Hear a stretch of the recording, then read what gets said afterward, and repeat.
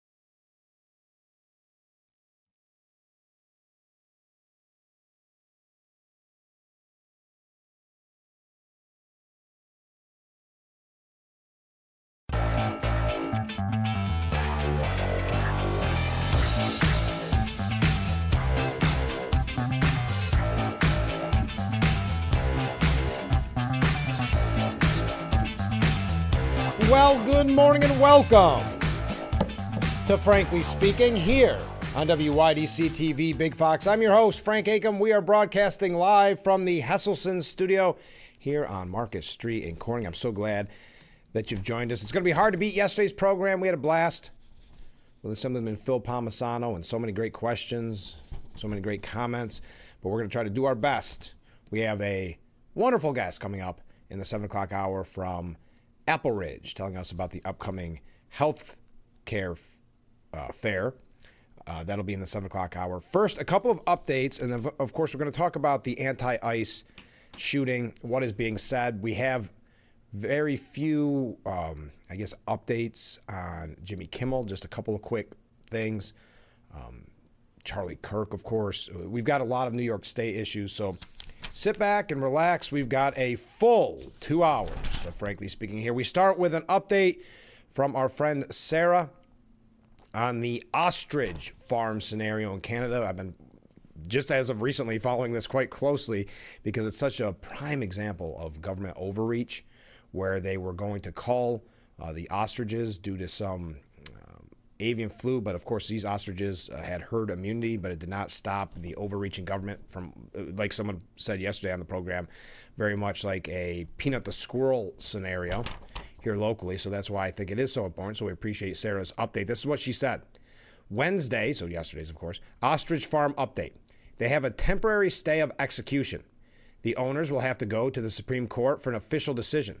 This is good news, except that CFIA will maintain control of the ostriches. The CFIA have not done well so far and blacked out the cameras on the farm. The bad news is that this all happened in the first place, that the government can come in and take over your land and torment you based on suspicion of illness. Other bad news is that the media is controlled by the Canadian government. So you may not get the full story. Great news, Canadians stood up together. Our politics didn't matter on this one. We can all agree that animal cruelty is deplorable.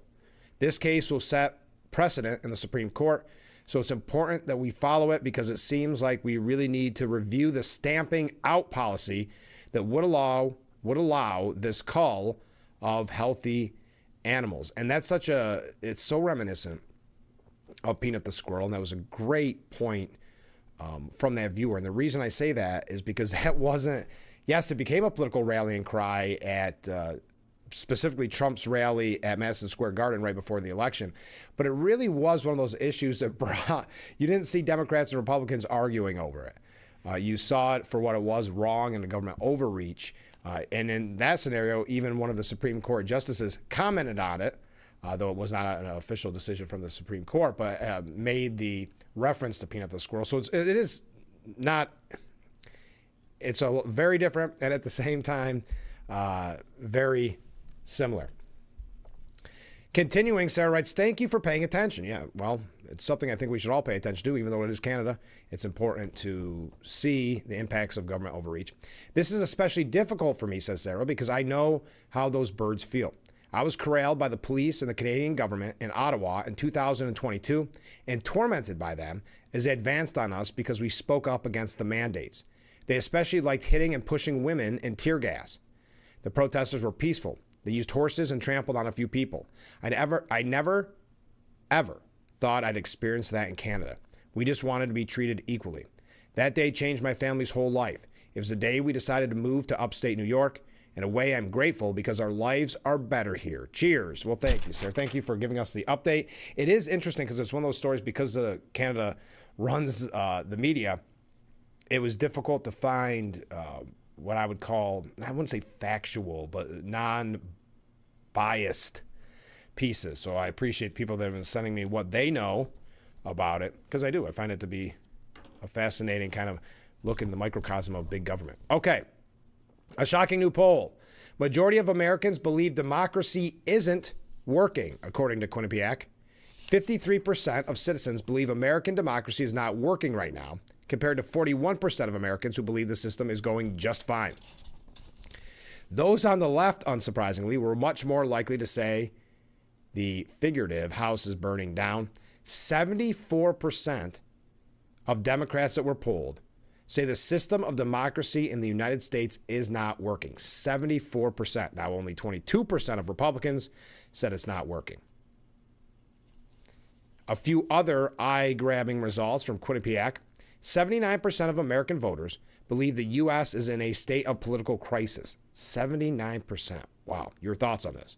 71% of Americans believe political violence is a very serious problem, up from 54% who felt that same way in June. A lot has changed, obviously, since June, and I think many, it does not surprise me, many people on both sides believe that political violence is a very serious problem. The problem is there are some, specifically on the left, that don't, according to polls, don't seem to be bothered by it or find the need to react to something like the assassination of Charlie Kirk with anger and vitriol, not because of the assassination, but at Charlie Kirk and his supporters. We've talked about it. We've got other examples of it. As a matter of fact, and not to keep you hooked, I do have an update on that teacher in Naples who said just despicable things about Charlie Kirk. And when he was called to task over it, he said, there's nothing you can do about it. I'm tenured. I'm untouchable, essentially. Very cocky in his response. Well, last we knew, he was on paid leave while it was being investigated. We're going to give you an update on where that story stands because I've had people asking me lately, where are the updates? Well, we finally got an important update on that a little bit later on. That will be in the same section where we read Karen's quote of the week. She sent that in earlier. I forgot to highlight that. I have that in my stack to read right before we start talking about Charlie Kirk and I think Jimmy Kimmel. 53% of voters said that they are pessimistic about free speech in the United States. So that's just kind of a quick poll from Quinnipiac. Your thoughts on that, with a majority of Americans believing democracy is not working. And 8 in 10 voters saying the United States is in a political crisis. All right. Now, according to this, the Quinnipiac University polling analyst Tim Malloy did say the Kirk assassination lays bare raw bipartisan concern about where the country is headed. So it is important to note there were people that came out in both sides, obviously, but on the left that did denounce what happened. But unfortunately, there were a lot of well-positioned people, big-name people that felt differently and celebrated what had happened or mocked what had happened. We hate to bring it up, but it is what the facts are, and we're going to talk about it a little bit later on, along with the anti-ICE shooting that occurred yesterday. Quickly, though, a couple updates, just because I don't want to somehow run out of time and not be able to mention these in a little bit more in depth. The Justice Department is considering seeking a criminal indictment against former FBI Director James Comey for allegedly making false statements to Congress. That's according to multiple outlets. The investigation into Comey is reportedly focused on whether he lied during congressional testimony he delivered on September 30th, 2020, related to the 2016 Trump-Russia collusion investigation. That's what Fox News is reporting. The statute of limitations on bringing perjury charges is 5 years. So federal prosecutors would have until next Tuesday to indict Comey. So they're on the fast train at this point. The U.S. Attorney's Office for the Eastern District of Virginia is handling the case. One source told Fox News there is a grand jury underway looking at the matter in Virginia. A decision could come any day. The extent of the charges Comey could face and the part of his testimony under scrutiny is unclear. President Trump announced last week that he fired the top prosecutor in the Eastern District of Virginia, Eric Siebert, over the unusually strong support he had received from Democratic senators. Siebert, who claimed he resigned, had reportedly been under pressure from the Trump administration to bring charges against New York Attorney General Letitia James related to mortgage fraud allegations. Trump had nominated White House aide Lindsey Halligan to replace Siebert, who had yet to be confirmed by the Senate. Comey was fired by Trump in 2017 during the president's first term in the White House. So we'll be keeping a close eye on that, but it is being reported the grand jury is weighing charges, or indicting, I should say, James Comey for false statements as the statute of limitation looms. Talk about waiting till the last minute. September 30th would be the day for the statute of limitations to take effect. Also, when it came to, you recall, not that long ago, the John Bolton raid, Dennis Miller used to call him the nuclear walrus. Well, federal investigators seized multiple documents labeled secret, confidential, and classified, including some about weapons of mass destruction, during the late August search of the office of President Donald Trump's former National Security Advisor, John Bolton. That's according to a newly released court record that are part of an investigation into whether Bolton mishandled defense records. The new details provide additional insight into what evidence federal investigators have collected as they look at possible criminal charges for Bolton, who became a political antagonist of Trump after several interactions with him about foreign governments. I don't want to go through all this. We know that he became very much a kind of an anti-Trump person when he lost his job. A lot of people said that there was, and in full disclosure, I interviewed John Bolton. He was very pleasant. There was a lot of people that felt that John Bolton, when he wasn't given kind of full power, he thought he knew better than Trump. He thought he had better plans than Trump. So it was one of those scenarios where when he was fired, he took it to the next level to criticize Trump at every turn, almost out of a kind of an anger or resentment, because again, he wanted to have the power, he wanted to have the say in all of it, and that was just not the case any longer. So that's when he kind of flipped. Well, the inventory list written by the FBI agents specifically said the property removed from Bolton's Washington, D.C. office on August 22nd included, quote, travel memo documents with pages labeled secret, U.S. mission to the United Nations confidential documents, U.S. government strategic communications plan confidential documents, and confidential documents with redacted heading weapons of mass destruction classified documents. Oof. Yeah, if you have a box laying around saying weapons of mass destruction classified documents, you probably are going to be in a little bit of trouble.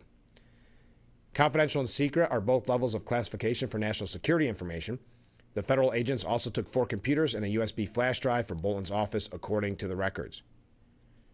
According to a person familiar with Bolton's office, the paper documents Bolton had were not from the Trump administration. Instead, they had been 20 years or older under Secretary of State Department and the United Nations ambassador during the second Bush term. Okay. So there are your quick updates. Also, as an update from yesterday's program, as we run late, because when we come back, we're going to talk about the anti-ICE shooting and what is being said. We have a lot to get to. I want to make sure that we get to our New York State issues as well. Did you see Kathy Hochul, what happened at the Ryder Cup? Oh, she got booed. She got booed so much that even places that don't want to report on it had to report on it. We'll talk about that when we get to our New York State issues.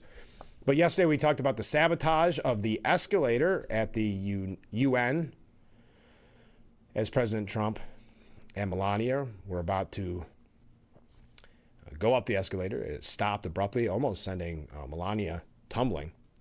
President Trump has called for arrests to be made related to the escalator incident, as it abruptly stopped working as soon as he and First Lady Melania stepped on it. Now, again, they were trying to claim that it had something to do with some sensor or something. A photographer started going down the wrong way and it triggered it to stop. I don't know. Seems a little bit, as was reported even by, I think it was the New York Times, or it may have been something, it may have been, I shouldn't have said that. It may not have been New York Times. But whoever reported on it said that there were staff joking that they were going to stop the escalator before it happened. So this coincidence that it happened to be some sensor seems a little bit of too big of a coincidence. This is what Trump said. A real disgrace took place at the United Nations yesterday. Not one, not two, but 3 very sinister events. First, the escalator going up to the main speaking floor came to a screeching halt. It stopped on a dime. It's amazing that Melania and I didn't fall forward onto the sharp edges of those steel steps, face first. It was only that we were each holding the handrail tightly, or it would have been a disaster. And that's what they were, if you want to accept the premise that it was workers there that had been joking about it, that's what they were hoping for. That optics that would go viral because people on the left would laugh and mock and ridicule it of him falling down. They would probably misuse it as a way to show that he wasn't healthy in some way. I mean, you could see it in your mind's eye already what would happen if that were the case, if he would have fallen. But the president continues.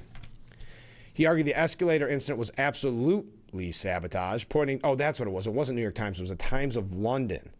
I knew it was somewhere else. The Times of London reported that UN staffers had been overheard joking that they might switch off the escalator and make Trump walk to the hall to give a speech. The people that did it should be arrested, the president fumed.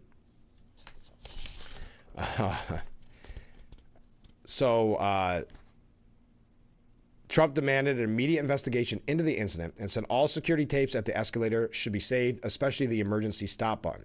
The Secret Service is involved, he noted. We also saw that Trump's teleprompter stopped working while he was delivering a speech. The president claims his remarks couldn't be heard by anyone in the auditorium not wearing an earpiece. It was stone cold dark. I immediately thought to myself, wow, first the escalator vent and now bad teleprompter. What kind of place is this? He said the teleprompter kicked in about 15 minutes later. I've got to say, if that was sabotage, they made a mistake, because Trump off teleprompter, you're going to get a lot stronger reaction to, and I think you did, to some of those world quote unquote leaders. Then he said he learned of the audio issue at the end of the speech when he asked Melania, how did I do? And she said, I couldn't hear a word you said. This wasn't a coincidence. This was triple sabotage at the UN. They ought to be ashamed of themselves. So there's an update. When we come back, I know I'm running late. When we come back, we're going to talk about the anti-ICE shooting that occurred yesterday. So stay with us. This is Frankly Speaking here on WYDC TV. Big Fox will be right back.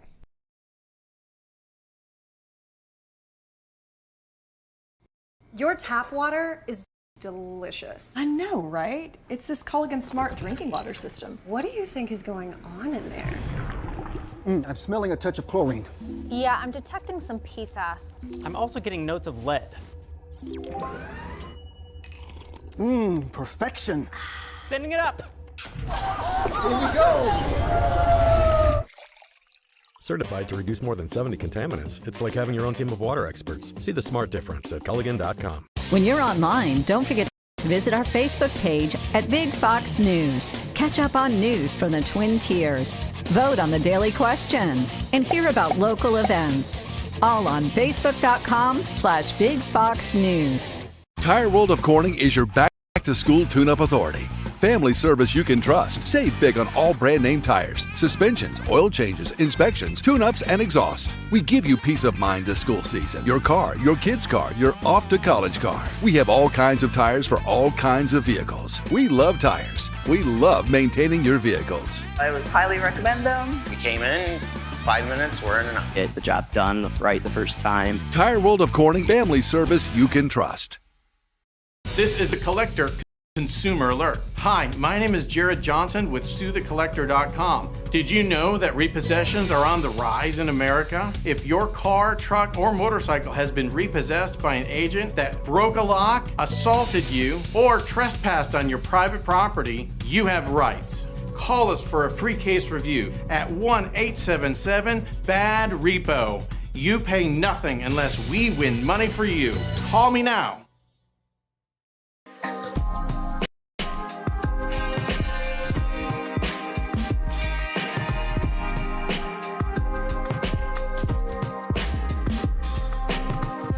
Dante Brown.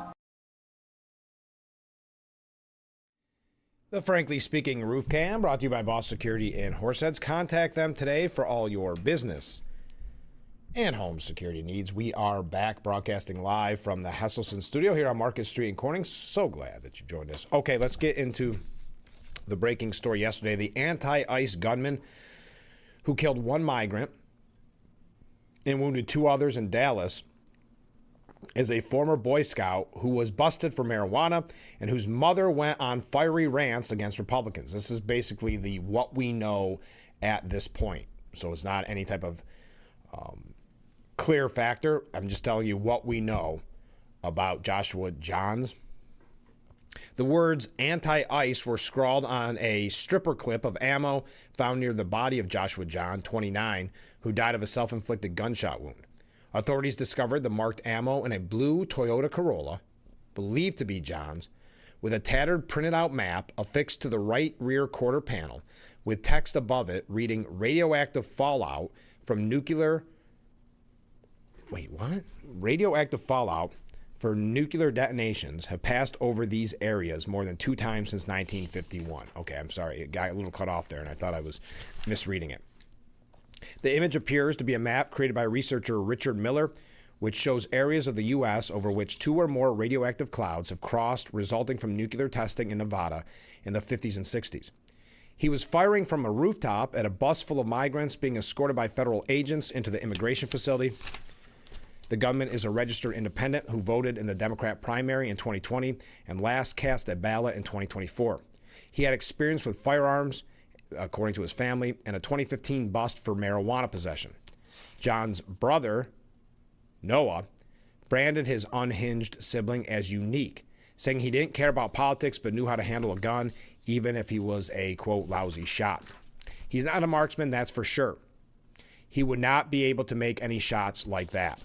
The gun used appeared to be an antique bolt-action 8mm high-powered rifle, not unlike the weapon used to kill Charlie Kirk in Utah earlier this month, excuse me. Oh, okay. While the killer's political motives remain under investigation, his mother Sharon posted a series of anti-gun rants on Facebook, blasting Texas Republican lawmakers who supported the Second Amendment. In a resurfaced Facebook post from May of 2022, the irate mother ripped Greg Abbott and Ted Cruz and John Cornyn, accusing them of chasing power and money while children and adults died in school shootings. I'm not going to read her exact post. I don't think there's any reason to. It is believed that John was last employed in the renewable energy industry and has ties to Oklahoma.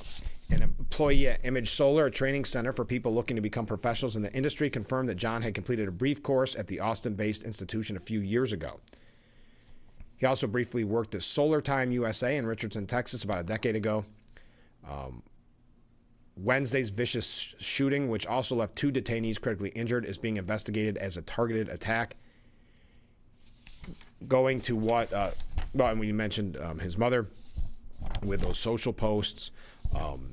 They're saying that he fired indiscriminately. I don't want to go into too much of what CNN said here, but they had a what we know as well. But they said the victims, the 3 people shot while detained at the Dallas field office, were in the country illegally. ICE Deputy Director Madison Sheehan said they had been arrested and were awaiting transfer to a longer-term facility. DHS says the 3 detainees were shot while in a van in the Sallyport, a fortified exit commonly found in prisons and on military bases. Authorities have not named the victims. One of the injured detainees is a Mexican national, according to a statement from Mexico's Ministry of Foreign Affairs. While DHS called the shooting an attack on ICE law enforcement, none of the people shot were members of law enforcement. There is not a lot known about the motive except for the, quote, anti-ICE written on the bullets. I mean, that is in and of itself a motivation. I'm just saying not a lot is known at this point about the man. We know that there were bullet holes all over the building. It wasn't just targeted at one specific area or through a window, Noam said. The alleged shooter was very much focused on hitting anyone that he could inside and making sure that there were victims of this attack. It was an act of targeted violence. Now, the FBI released a statement, Kash Patel, saying, while the investigation is ongoing, initial review of the evidence shows an ideological motive behind the attack. One of the unspent shell casings recovered was engaged with the phrase anti-ICE. More updates will be forthcoming. These despicable, politically motivated attacks against law enforcement are not one-off. We are only miles from Prairieland, Texas, where just 2 months ago, an individual ambushed a separate ICE facility targeting their officers. It has to end, and the FBI and our partners will lead the investigations to see to it that those who target our law enforcement are pursued and brought to the fullest extent of justice. Thankfully, no law enforcement personnel were injured. Please pray for those injured and deceased. Trump blamed radical left Democrats. We'll tell you what he had to say. J.D. Vance as well. Wow. Fiery J.D. Vance. He pulled no punches. We've got a few other things on this. Feel free to weigh in. Then we have an update, as I said, on some of the people that said such vicious things about Charlie Kirk and his family. We'll tell you about those. A lot of New York State updates in the 7 o'clock hour. We're going to hear from Apple Ridge. All that and much more. Stay with us. We'll be right back after this.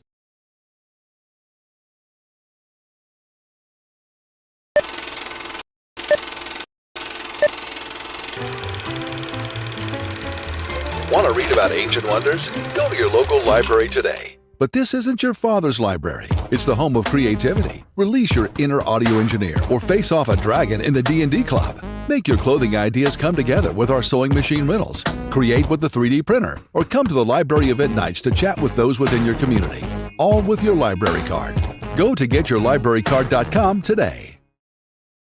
In 1904, a loaf of bread was 15 cents, a gallon of gas was 22 cents, and Cutler's Carpet and Flooring opened as a little store with a big red door. For 72 years, we've been your go-to floor covering store. With that kind of longevity, you know we have great service, best selection, best prices, and best installation. Celebrate our 72nd birthday where you get the presents. We've lowered prices on carpet, LVT, hardwood, ceramic tile, and do the home improvements you've been considering. Get your home ready for the holidays with Cutler's 72nd birthday sale. Cutler's, we have a buddy in the flooring business.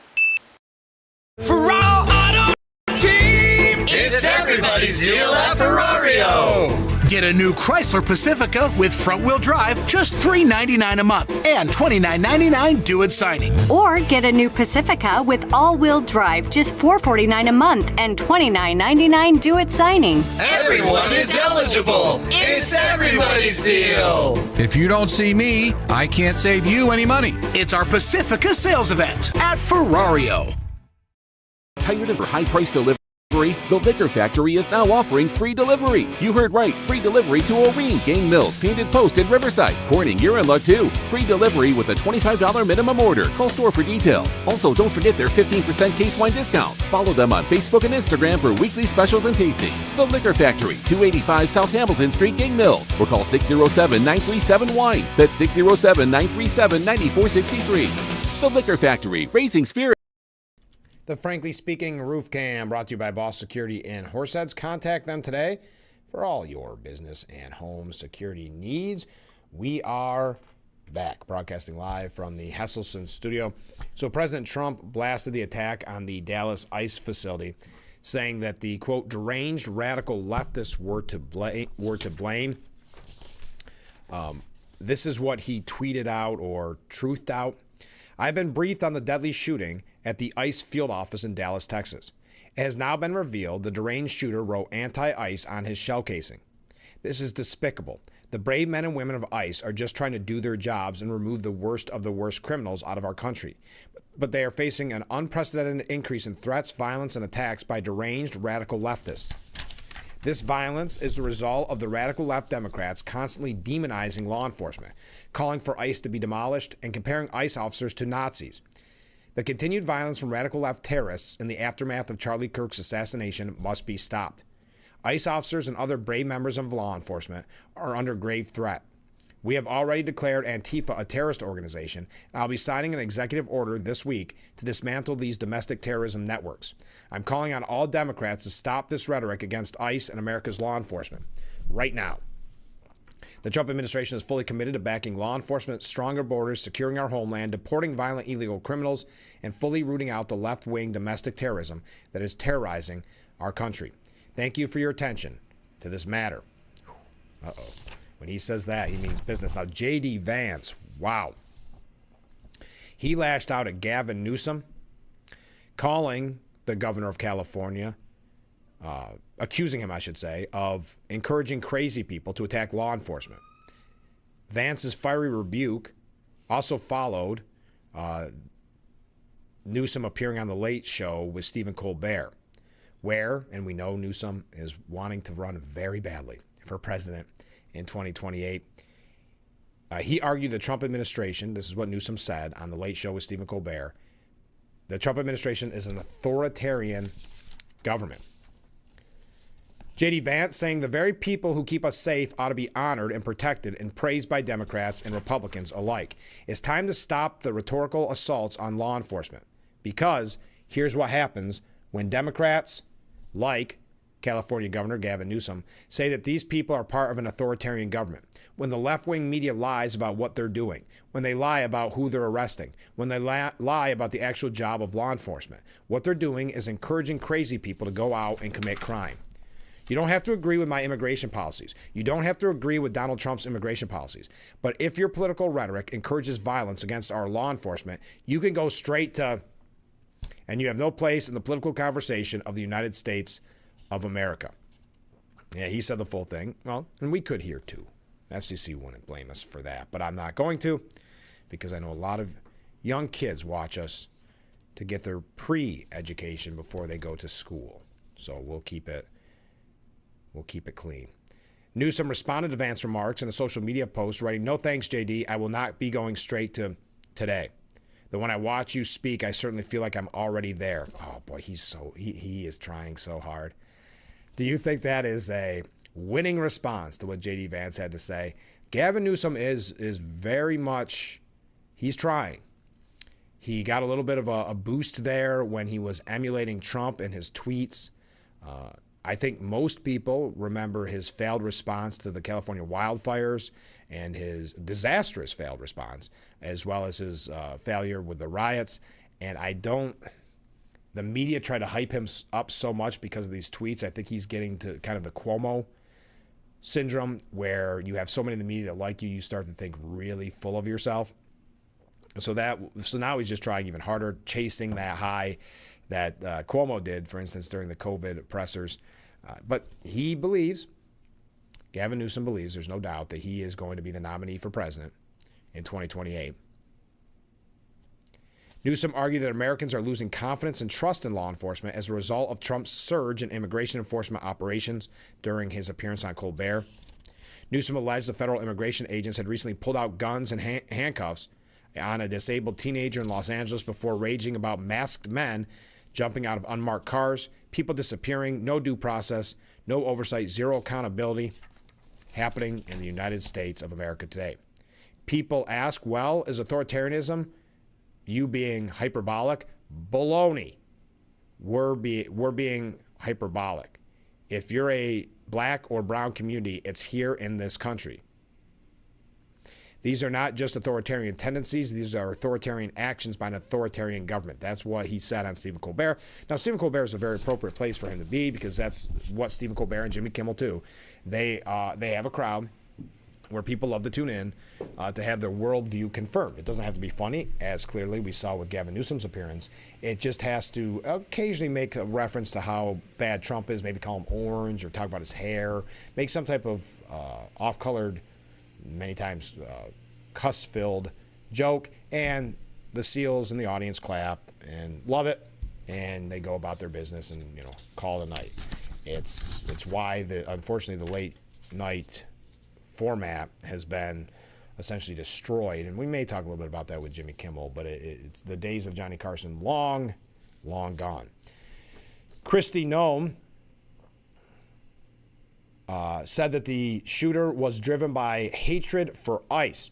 For months, we've been warning politicians and the media to tone down their rhetoric about ICE law enforcement before someone was killed.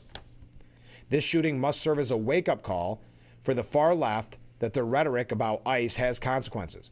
Comparing ICE day in and day out to the Nazi Gestapo, the secret police, and slave patrols has consequences. The men and women of ICE are fathers and mothers, sons and daughters. They get up every morning to try and make our community safer. Like everyone else, we just want to go home to our families at night. The violence and dehumanization of these men and women who are simply enforcing the law must stop. We are praying for the victims and their families. She also said, people don't go around etching things into shell casings and then firing them into buildings for fun. Nobody does that for fun. Everybody needs to remember, these officers live in these communities too. They live there. Their families are there. They want to make sure their kids can go to school and that their families can go grocery shopping and go to their jobs and be safe. But, well, when we come back, we'll show how there has been no lesson learned. We also have a couple updates on Charlie Kirk on the rhetoric that has been used against Charlie Kirk's family and Charlie Kirk's legacy.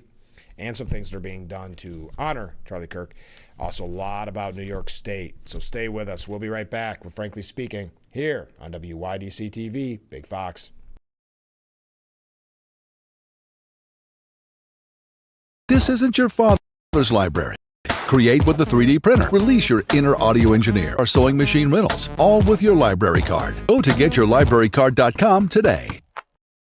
It's a brand new 2025 Hyundai Tucson SEL all-wheel drive featuring power liftgate and heated seats. No money down for only $369 a month for 36 months. Make car buying simple. Drive your deal at Simmons Rockwell Hyundai in Big Flats.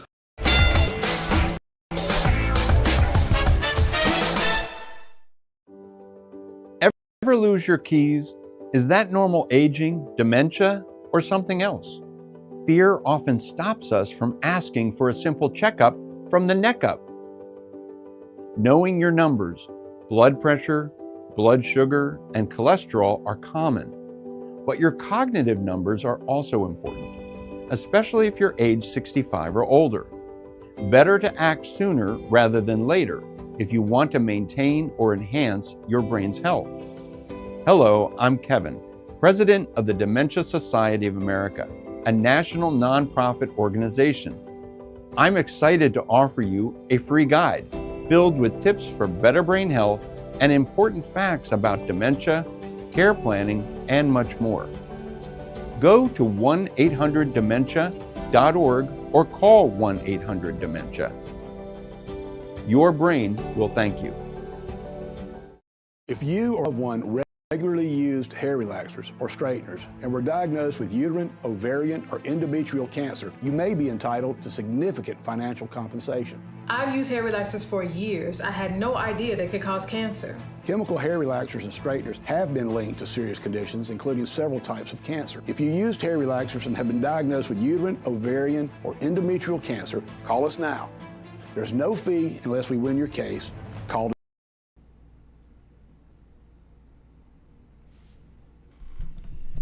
The Frankly Speaking Roof Cam brought to you by Boss Security and Horseheads. Contact them today for all your business and home security needs. A beautiful view of historic Market Street as we broadcast live from the Hesselson studio. So again, showing that the rhetoric is unfortunately not going to calm down as best as we can see. On Wednesday's broadcast of MSNBC's Katie Tur reports, MSNBC security and intelligence analyst Christopher O'Leary discussed the shooting at the ICE facility and said that while people should tone down their rhetoric, quote, you also have to start looking at what policies you've implemented and what tactics you're using, because if you tone down the rhetoric, but you leave those other pieces in place, nothing's going to change. So again, blaming, I suppose you could say, the victim here. O'Leary said, so terrorism is theater. It's intended to influence an audience beyond its immediate victims. It's putting a message out. And terrorism falls into really three categories. It's either religiously motivated, ideologically motivated, or in this case, politically motivated. And the politically motivated ones, it doesn't happen in a vacuum. It happens because conditions have been set that people start acting out against.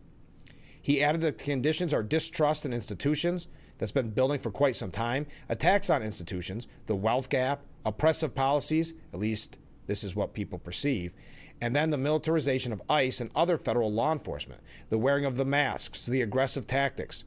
So the people who are starting to act out against this feel it's their only recourse. Again, this is predictable. We see this happening throughout our history and in other places as well.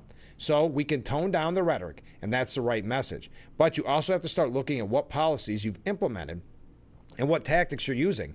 Because if you tone down the rhetoric, but you leave those other pieces in place, nothing is going to change. Now, the New York Post editorial board said it had a stronger message on this, saying that Gavin Newsom, AOC, LaMonica McIver, Brad Lander, and all the other politicians and talking heads who relentlessly villainize ICE didn't tell Joshua John to go up on that roof and start firing away. But the nonstop, bigoted, hateful, and false rhetoric surely played a role in what looks to be the horrific decision of a troubled young man. Just the night before, Gavin Newsom vented to Stephen Colbert's viewers about authoritarian action by an authoritarian government, thundering that the ICE issues that the ICE issue is alarming beyond words. Anti-ICE was scrawled on the ammo clip found by John's body. He killed himself after firing dozens of rounds wildly into an ICE facility in a residential Dallas neighborhood.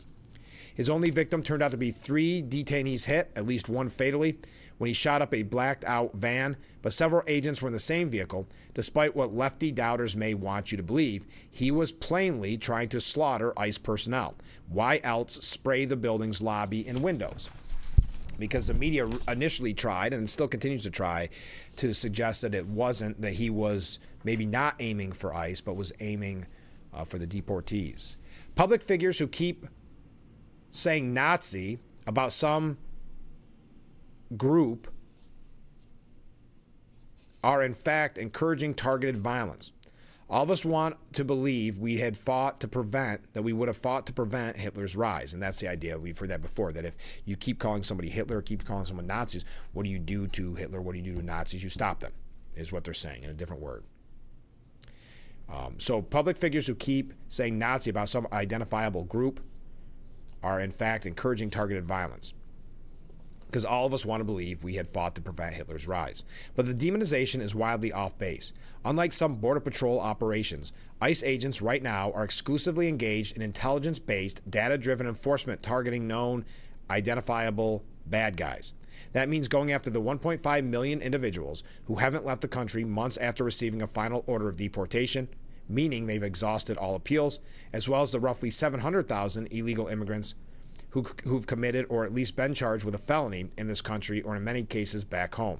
Plus, working with other agencies hitting TDA, hideouts, a gang, Tren de Arruga, businesses with records not just of illegal hiring but also other crimes, including child labor and so on. By the way, sanctuary restrictions on local law enforcement cooperating with ICE only increases the dangers of ICE operations and boosts the odds that innocent illegal migrants will get arrested. In jurisdictions that honor ICE requests to detain perps, agents rarely have to pursue anyone in the community. It's an easy, peaceful handoff. But risks rise when they have to knock on or knock down doors, and they're far more likely to encounter others here illegally in such incidents, leading to more collateral arrests. None of these facts penetrate the left-wing media and political echo chambers, where everyone's busy repeating and amplifying whatever assertion confirms their biases.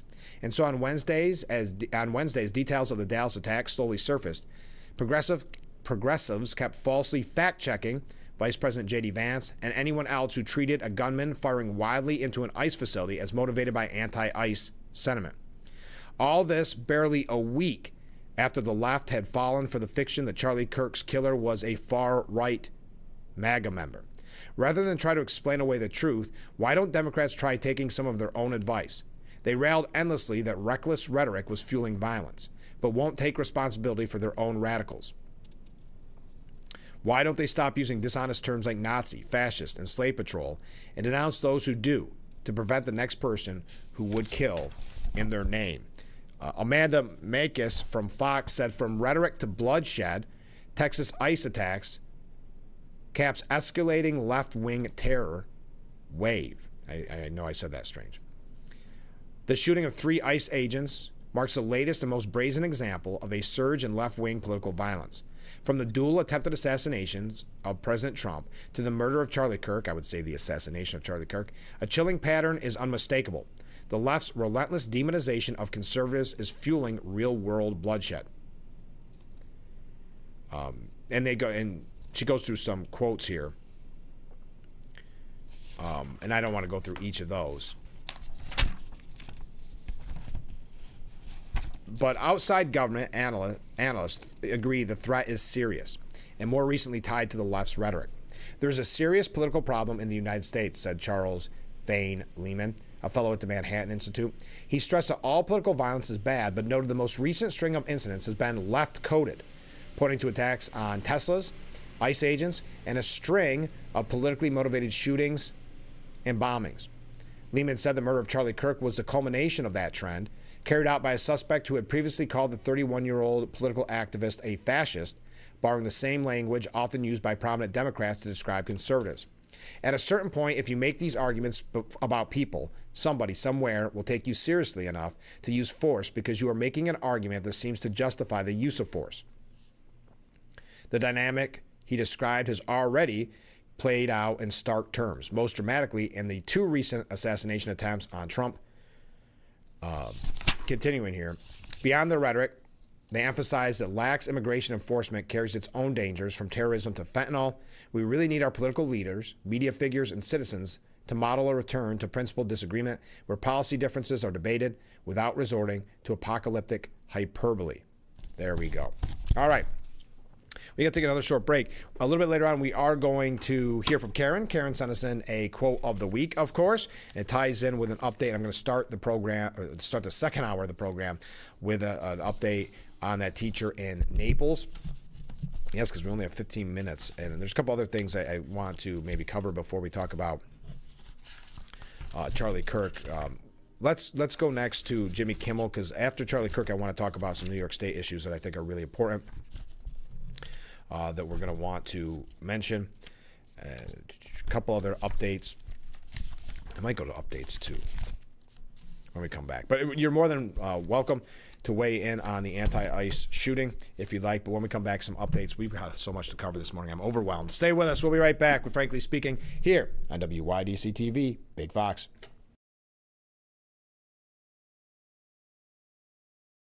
Hi, this is Tom Witzel, owner of Hesselson's in Amara Heights. At Hesselson's, we care about your well-being and overall health, whether it's relieving stress, muscle recovery, increasing circulation, or just revitalizing the body. Hesselson's now has 2 complete line of infrared and traditional rock saunas in our new and expanded showroom. Come in today and see why owning a sauna is a start of your new healthy lifestyle. Hesselson's is still locally and family-owned and operated in Amara Heights. After 70 years, it's still fun to poke in the corners at Hesselson's.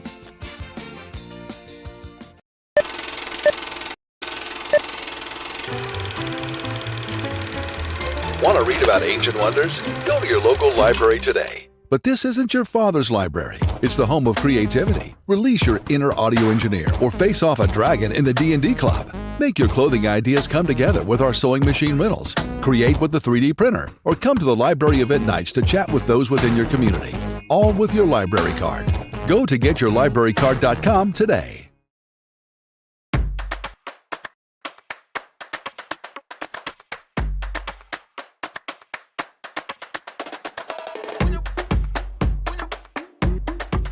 Take on fall work with the power to get the job done.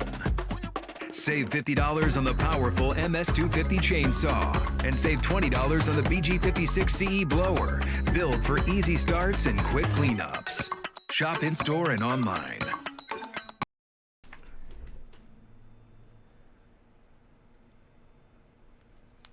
The Frankly Speaking Roof Cam.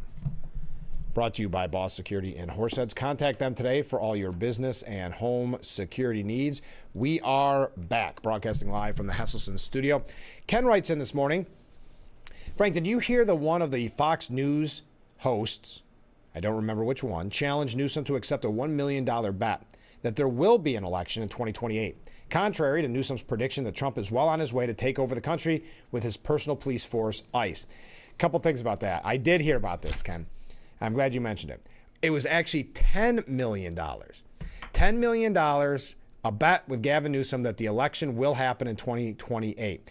The host was Clay Travis from Outkick. He said he would put up $10 million of his own money against Gavin Newsom that there will be an election in 2028. And this is in reference to Gavin Newsom again in his appearance on The Late Show with Stephen Colbert.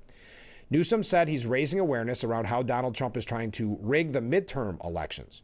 And I fear that we will not have an election in 2028, he said. This is the kind of rhetoric that drives people to unhinged things. I really mean that in the core of my soul, he said. Unless we wake up to the code red, what's happening in this country, we wake up soberly to how serious this moment is. I think it's important to have those civil engagements. I think it's important to dialogue. It's important to learn from your opponents, and it's important to reconcile your weaknesses. So that last part was in reference to Charlie Kirk. The governor continued stressing the need for Democrats to reset after their 2020 for defeat. As a Democratic Party, we have a lot of work to do to make up for our failures in the past. We got crushed in the last election, and now we are in a position where we are struggling to communicate. We're struggling to win back now the majority in the House of Representatives. He said a lot of anxiety, a lot of stress, a lot of folks that honestly don't know if we're going to get our country back, and I get it. This guy is flooding the zone. He's dominating the narratives. Facts don't seem to matter, and Democrats, frankly, have had a difficult time pushing back. And I think what people appreciate is that we're willing to fight, and not only fight symbolically by having a little bit of fun, but fight substantively. We have 41 lawsuits against the son of a gun, but he didn't say gun. We're pushing back, and we're winning. So there is the rhetoric of Gavin Newsom. But yes, a $10 million bet offered by Clay Travis that there will be an election in 2028. Did you see? Oh, man, I might push this one off here. Yeah, I'm going to push this one off and see if I can show you a picture of it. But there is a kind of a cool update I want to get to. But before that, this has gone viral. This is in reference to a story that we brought to you yesterday. Past accounts on Twitter at the time, I believe, and now X, associated with the Tylenol brand, they're going viral, especially one that states, quote, "We don't recommend using any of our products while pregnant." So social media users dug up the old post from the Tylenol account, which has not posted since 2021. In one post from March of 2017, the account posted, quote, "We actually don't recommend using any of our products while pregnant. Thank you for taking the time to voice your concerns today." Another post circulating comes from June of 2019. The brand appears to be congratulating a woman on her pregnancy. In the post, the brand indicates that they had not actually tested the drug for use during pregnancy. I had someone walking by, if you're wondering what that was about.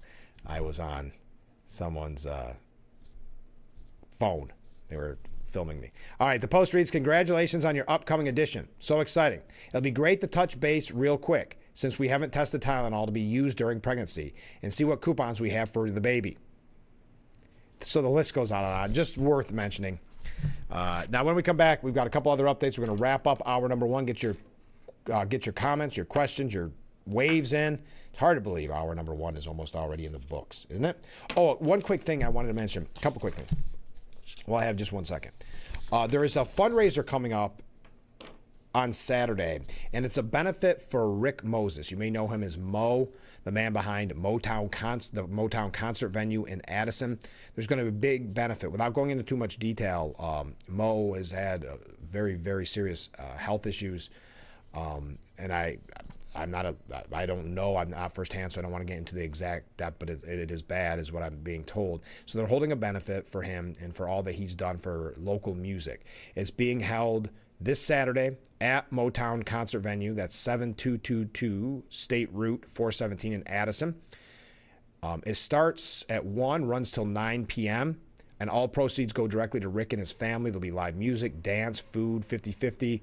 Chinese auction, vendors, free camping. If you want to attend, it's just $10 for entry.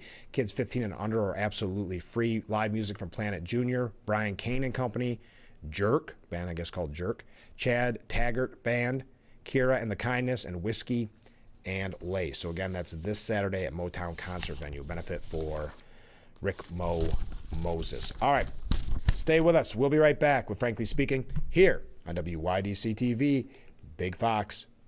We'll be right back.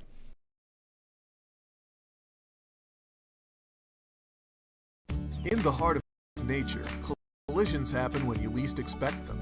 Deer hits can turn a tranquil drive into a chaotic moment. When the unexpected happens, turn to Scott's Collision. At Scott's Collision, we understand the frustration of unexpected encounters with wildlife. From dents to more extensive damage, we've got you covered. When nature and your vehicle collide, trust Scott's Collision to bring it back to life. This isn't Children's Library. Create with the 3D printer. Release your inner audio engineer or sewing machine rentals, all with your library card. Go to getyourlibrarycard.com today.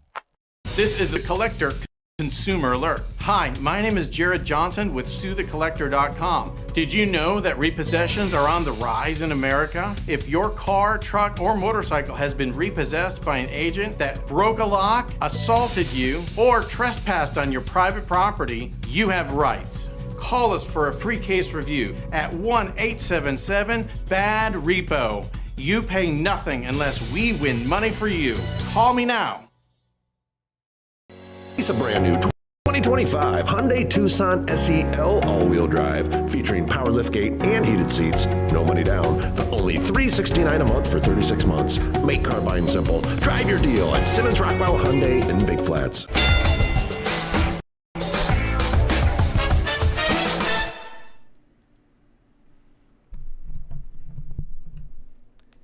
The Frankly Speaking Roof Cam, brought to you by Boss Security. In Horses, why is that doing that? Huh. Sorry, I was working behind the scenes so I could show you a picture, and that might have been the reason why that was the case. But we are back, broadcasting live from the Hesselson studio. Okay. Before we wrap up this hour, and I see that we had a couple of quotes, but I was working, or a couple of comments, but I was working behind the scenes here. So I'll get to that in the top of the next hour. So thank you for keep sending the comments in. We're going to start off our broadcast, our second hour broadcast, with a quote from Karen. And then we'll talk a little bit about, well, a bunch of different issues. Just trust me. You're not going to want to miss it. The top of the next hour. And in the next hour, we're going to have Apple Ridge in to tell us about their health fair. Okay, here we go. I don't know why this is so difficult for me. Trump unveiled the Presidential Walk of Fame at the White House. You may have seen this by now. So the Presidential Walk of Fame, and it is framed photos of the presidents featuring photos of the 45 men who have led the United States. If you haven't heard this by now, you get ready for a good laugh, but you may have. Here's where Trump gets involved. Let's try it. Yes, in between the two Trump presidencies, you will see the president, Joe Biden's picture is that of an auto pen.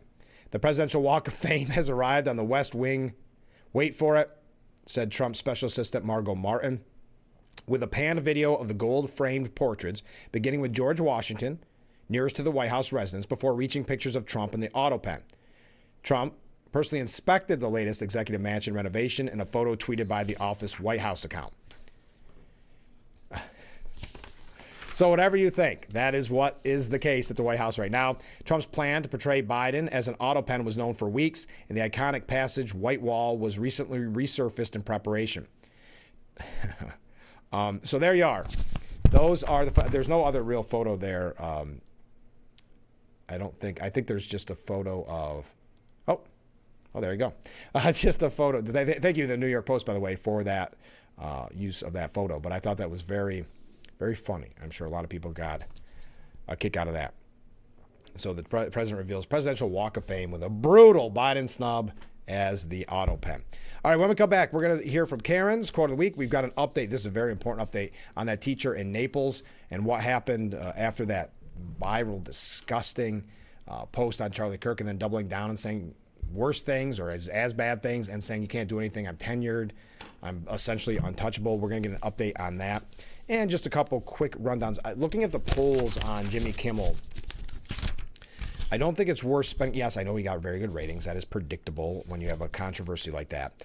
But did you know that 75%, according to a poll by economist YouGov, 75% never watch Jimmy Kimmel live or do so less than once a month? So again, I don't think it's worth really commenting much more on, but there's a couple of quick things that I do want to mention. 58% of adults never watch Jimmy Kimmel, while another 17% tune in less than once a month, according to the poll. But that does it for hour number one. Hour number two coming up in just a moment. Stay with us. This is Frankly Speaking here on WYDC TV, Big Fox.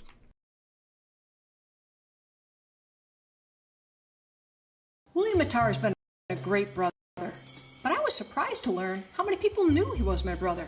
William Mattar's on this? Oh, brother. Because when Big Insurance finds out that he's on a car crash case. So who's on this? They hired William Mattar. Oh, brother. Word travels fast. You know, they got Mattar on this. Mattar? Oh, brother. Hurt in a car? Call my brother, William Mattar. 444-4444. Fall is in the air, and there's no better place to celebrate than Bradley Farms. Bring the whole family for games. Get lost in our giant cornfield maze. Hop on a scenic hayride. Photo ops and fall memories you'll never forget. Located at 1543 Maple Avenue in Elmira, New York. And pick the perfect pumpkin from our patch. We're open Sunday through Thursday, 9 a.m. to 7 p.m. Friday and Saturday, 9 a.m. until 10 p.m. Come on out to Bradley Farms, where fall fun takes root. Is this your mom? Yes. And that's your dad? Nope. I'm the father. Even if you're the father, you're lying. My family does not like my boyfriend. Solid family. I've had enough of this. I'm not your mommy. Now you're just talking crazy. Don't do that. I'm not your auntie, I'm your mother. Can't cross mama and come in here and get treated nice. Your case is dismissed and so are you.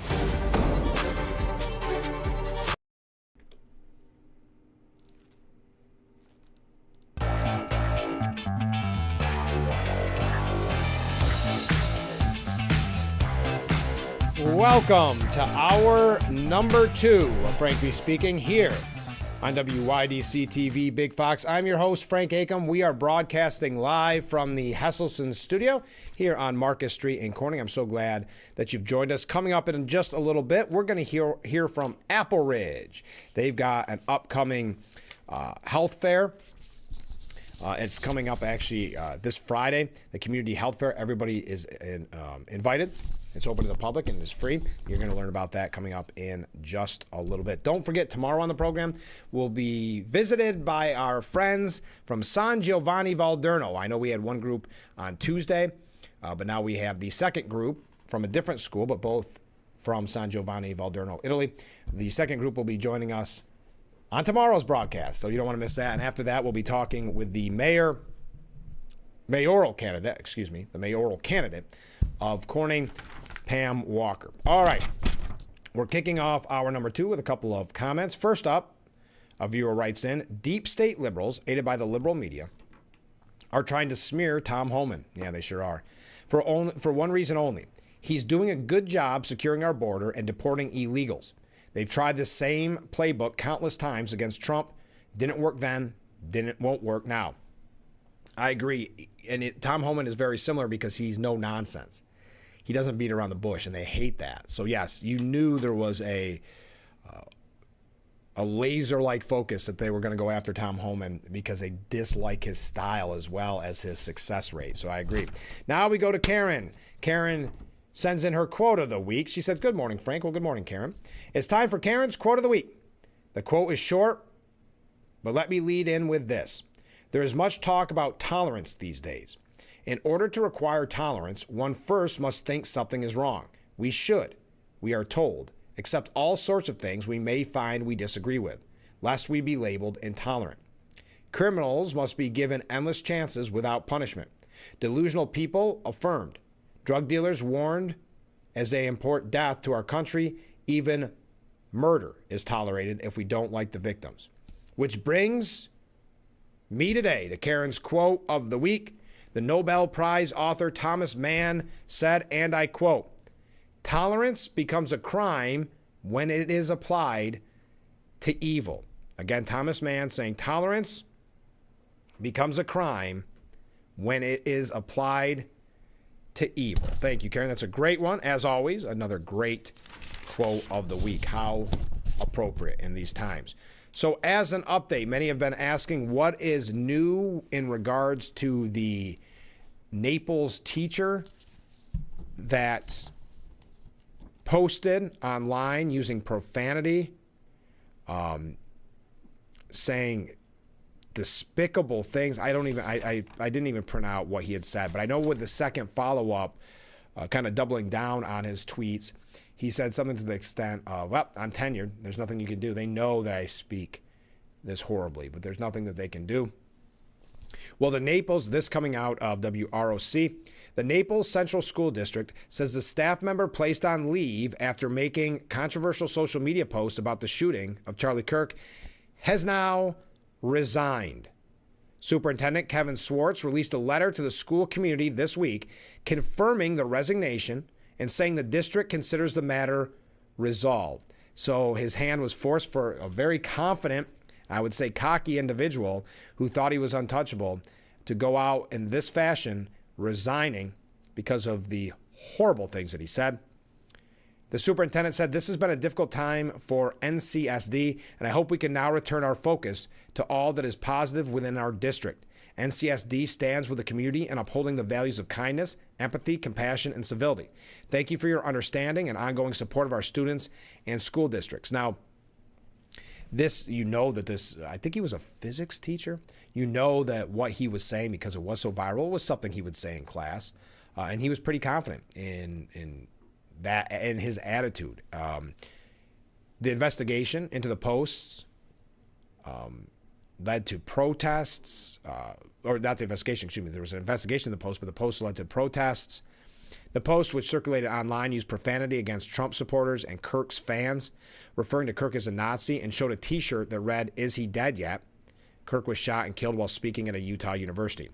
The district acknowledged widespread community reaction in its initial statement, and local leaders also weighed in. Naples Mayor Brian Schneck said, "On one hand, I always believe people have the right to free speech. On the other hand, it is always a good idea to verbalize a thought. Is it always a good idea to verbalize the thoughts you have? Because people have that right. It affords us by the First Amendment, right?" The mayor noted he had interacted with a teacher over the years, calling him very verbal in his expressions. So the issue isn't, listen, he had a free speech right. He used that free speech right. Absolutely did. He doesn't have a right to a job that's paid for by taxpayers, for saying these type of things and trying to, well, he didn't just, he called out Kirk's family, Kirk's supporters, and he said vile things. Superintendent Schwartz emphasized the resilience of students and staff as the district moves forward. He pointed to a strong start to the school year and all of that, blah, blah, blah.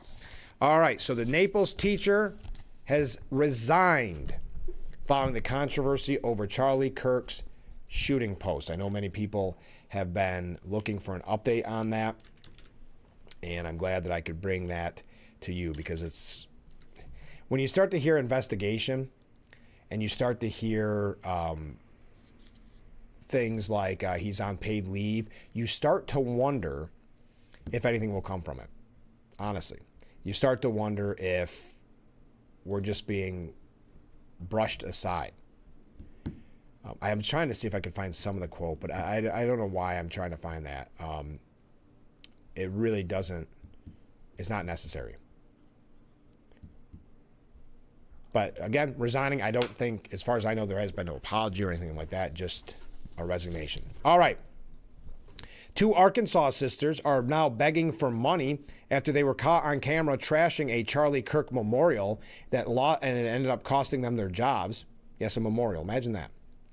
Carrie, who's 23, and Kaylee Rollo, who's 22, set up a GoFundMe seeking $18,000 to cover legal fees after they were arrested days earlier for allegedly vandalizing a Kirk memorial of candles and signs on the Benton County Courthouse steps for the assassinated Turning Point USA founder.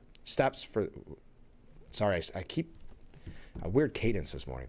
So basically they stomped on flowers, on candles at the Benton County Courthouse. Quote, "My sibling and I are being doxxed online, and my sibling was fired from their job," said Kaylee, adding that their First Amendment rights were being violated, which is not the case. People misuse that so much, don't they? It gets rather frustrating.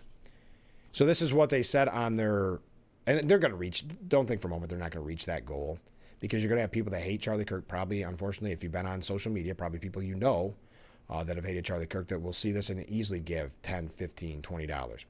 After the recent events, Charlie Kirk's death, my sibling and I are being doxxed online, and my sibling was fired from their job. This is direct violation of their First Amendment rights and unconstitutional. This is unfortunate, but anything helps. Please help my sibling while they look for another job and stand against the tyranny that is creeping into this country. My sibling and I are being arrested for the protest. We have been threatened, doxxed, harassed, and fired. Please consider donating for legal counsel and court fees. So again, you have a right to free speech. You don't have a right to destroy property. You don't have a right to destroy a memorial. Despite her claims, Kaylee and her sister may be the ones infringing on free speech rights, as they were filmed shredding signs memorializing Kirk and kicking the candles over in footage that went viral online. Blank Charlie Kirk. Carrie, who uses they pronouns, said in the video before making a hand gesture at the camera saying, film all you want. See, in today's culture, especially in that woke culture, she becomes more popular. She's the most aggrieved. She's more upset than you are, so that makes her more popular. She's more offended than you are. She went to the extreme of destroying a memorial for a man that was assassinated. See, like my post now. Give me money in this instance. Carrie added, Charlie Kirk died as he lived, promoting violence. Blank Charlie Kirk's. A few more times before storming off with her sister in tow. Great example for each other, sisters.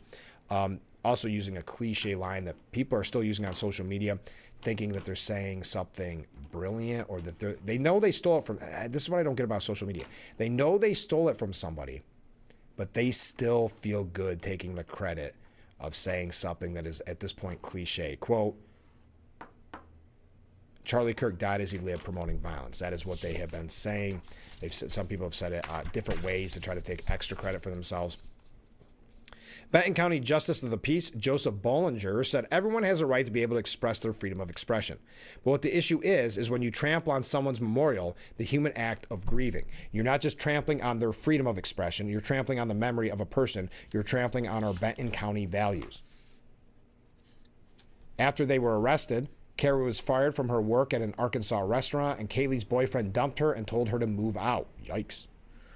Kaylee has lived in my home now for over a year, and I have never once cut her down or not allowed her to have the beliefs that she has, says Lacey Christian, the mother of Kaylee's ex. However, I will not allow someone living in my house to be okay or celebrate a murder. I will never allow someone to live in my home who's okay with destroying a memorial for someone else. As of Wednesday afternoon, the sisters have still managed to raise nearly $15,000, which they will say go to legal counsel and court fees. But some of the cash appears to be from trolls who donated the platform's minimum amount so they could tell the sisters how they really feel in the page's comments. Oh, okay. I didn't know you could do that. All right. The sisters were charged with first-degree criminal mischief, and both were freed on bond worth $22,500 together. Andrew, on a positive note, before we go to break, Andrew Colvett said that Turning Point USA is on the cusp of having a TPUSA or Club America chapter in every high school and college campus in America. Wow. Spokesman and Andrew Colvett said in an update Tuesday night. Huge update. After Sunday's memorial for Charlie, TPUSA received a massive surge of inquiries to start new chapters. Post-Sunday, we are now at over 120,000 inquiries. Wow. Even accounting for attrition and duplication, we are on the cusp of having a TPUSA or Club America chapter in every high school and college campus in America. I would be curious, and if someone in the audience knows, because I know we have a lot of people that have kids or grandkids, are there in our area, any of the local schools, are there a Turning Point USA chapter at our high schools and colleges? Just out of curiosity, nothing to be critical one way or the other, just curious. All right, we got to take a short break. A couple other things we'll talk about with that. We've got a lot of New York State issues. Stay with us. We'll be right back with Frankly Speaking here on WYDC TV. Big Fox.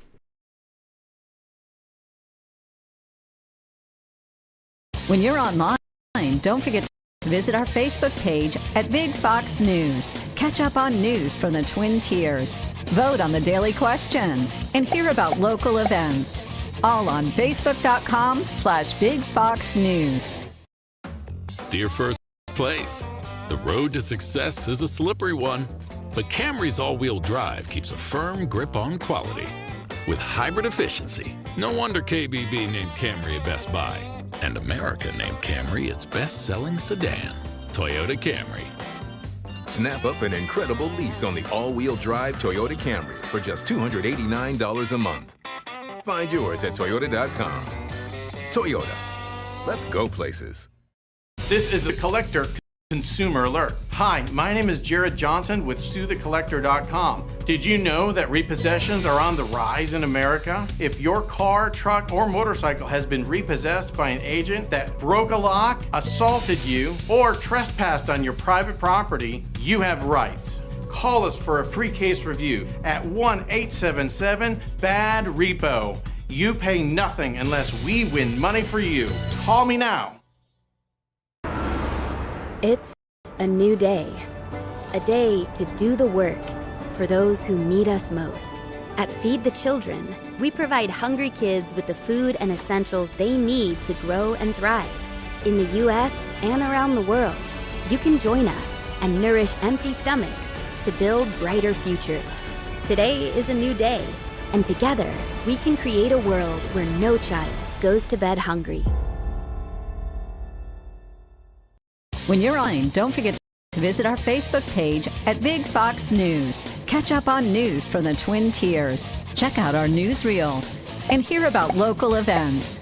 All on Facebook.com/.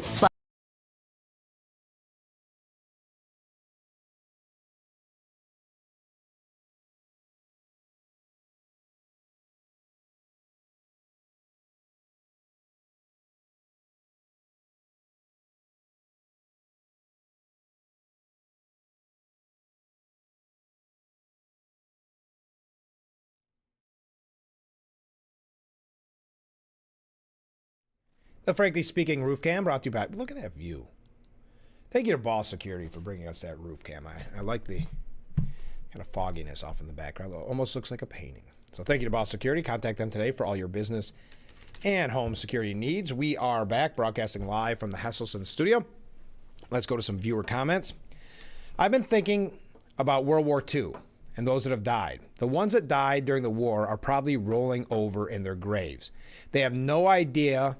These young people, the people that compare, or the politicians or those in the media that compare everything to Hitler and Nazis, they have no idea what it was like to fight Hitler. It's just ridiculous. Yes, it is. They have no idea. They don't have any idea. That's why I really got outraged at the time when Antifa, who was just going around spreading violence and using fascism in the name of anti-fascism. But you remember there was some prominent people that tweeted out that Antifa was no different than the soldiers storming the beaches of Normandy and these type of things. It was so disrespectful, so despicable. You're exactly right. They have no idea what it was like to fight Hitler, to fight the Nazis, to go through that war, and to just throw that around. Casualty is so frustrating. I couldn't agree more. Comment from a different viewer. Good morning. Well, good morning. Just a thought. Given that Democrats have pushed their DEI ideology, but given that they fight the Republicans no matter what, aren't they being hypocritical and are therefore displaying their true underlying colors? How politically motivated is that? Well, yeah, everything is. There's tolerance. They're the most intolerant in the name of tolerance, I've heard people say. That just like they use fascism to fight anti-fascism. So you raise an interesting point there. Ken writes in, while I fully believe that Biden was the worst president in the history of America, that everything he did during his presidency was at his handler's direction, and that he most likely didn't win the election honestly, he was a president of the United States, and I don't agree with replacing his picture at the Presidential Walk of Fame. If we don't remember our mistakes, we are likely to repeat them. It demeans the Trump presidency and gives ammunition to the legacy media to say that the Trump administration is vengeful. Well, I understand your point on that, Ken. I know, I mean, I don't know if it'll permanently be the auto pen or if it was just to get a little attention about that, because that's a new, I guess, Walk of Fame, right? That's the way I understand it, or remodeled at least.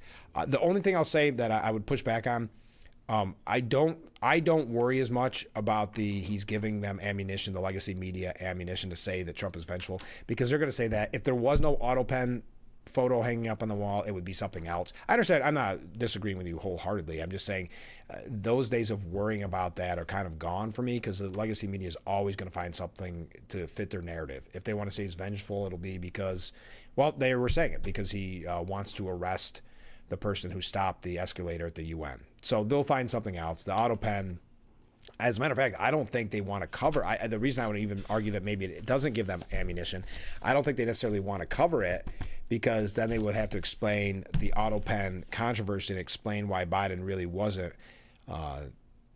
in charge for the full 4 years. Maybe not any of it, as a matter of fact, of some of the reporting that we've learned. But I wouldn't necessarily disagree with you. I think it's a little attention grabbing from Trump, which we know he likes to do. And I think it gets, he gets the laughs, but I don't really have a strong opinion about it either way, but I do appreciate your opinion, Ken. So yesterday, Megyn Kelly taught a lesson to a left-wing college student at a Turning Point USA event. Remember, she was headlining one of the Turning Point USA events that they're keeping going after Charlie Kirk's assassination. Kelly took the stage at Virginia Tech to host the second TPUSA campus event since the assassination of Kirk. The male student asked Kelly, why do you support a president who contributes to the rhetoric that got your friend Charlie Kirk killed? We saw his rally recently. He said, I hate my enemies. So here's a young person, and you don't blame this young person because this is what the media is trying to push. This is what so many others have tried to push, that Charlie Kirk, the victim in this, they're victim blaming, that the president contributes to the rhetoric that got Charlie Kirk because that person was so mad. Remember, words are akin to violence. So that person was so mad at what Trump said or what Charlie Kirk said that he resorted to violence. And what they're doing is justifying that violence, is saying that's okay. Imagine that, because words are akin to violence in their mind. Megyn Kelly said, this is how we get here. This is a blatant lie. It's a defamatory blaspheme, and it's inappropriate in this setting. When the student tried to equivocate his stance, saying Trump contributed to the atmosphere that led to Kirk's killing, Kelly laid down the law. Well, then you have no point. Then your point is utterly empty. Contributing to the atmosphere, let's just be clear. Tyler Robinson was motivated by leftist ideologies. We know it from the bullet casings. We know it from the Utah governor. We know it from his own mother. The increasingly visually uncomfortable speaker nearly screeched when he then asked if he was okay, if it was okay to incite violence against liberals, and referenced Trump's comments at Kirk's memorial in which the president said he does not forgive his enemies. Kelly said the president of the United States has not accepted violence against liberals. It's completely normal for politicians to be thinking about his political fights. And by the way, Trump has every right to loathe his enemies. They try to put him in jail for the rest of his life. They try to bankrupt him. They try to put his family in jail, and they try to kill him. The liberal student then attempted to make an argument about former special prosecutor Jack Smith before opting instead to walk away from the microphone. So that's the second Turning Point USA event since Charlie Kirk's assassination. Finally, two quick things on this, and we got to go because we have our guest from Apple Ridge coming up in just a moment. Two Republican congressmen are planning to introduce legislation that would honor Charlie Kirk by featuring his image on thousands of silver dollar coins. Representative August Pfluger and Abe Hamadin explained to Fox that they are planning to introduce a bill later this week that would direct Treasury Secretary Scott Bessent to have 400,000 silver $1 coins minted with Kirk's face on one side. The other side of the coin would feature the words, "Well done, good and faithful servant." While the final design of the currency would be selected by Bessent and President Trump, the coins would also be inscribed with Kirk's full name. They would also be inscribed with Charles James Kirk, the year 2026, as well as the U.S. full name and motto. Also, this is scary, but in the wake of Charlie Kirk's assassination, a leftist gun club with ties to political violence posted recruiting flyers at Georgetown University with reference to Charlie Kirk's death, saying, quote, "Hey, fascist, catch," on the red flyer from the John Brown Gun Club, posted on Georgetown's campus. The phrase is a nod to the same slogan, which was allegedly written on a shell casing by Tyler Robinson. The advertisement says the only political group that celebrates when Nazis die. Wow. That's still happening on college campuses. Okay. We got to take a break. When we come back, we're going to hear from Apple Ridge about their open to everyone, free healthcare fair coming up on Friday. So stay with us. This is Frankly Speaking here on WYDC TV, Big Fox.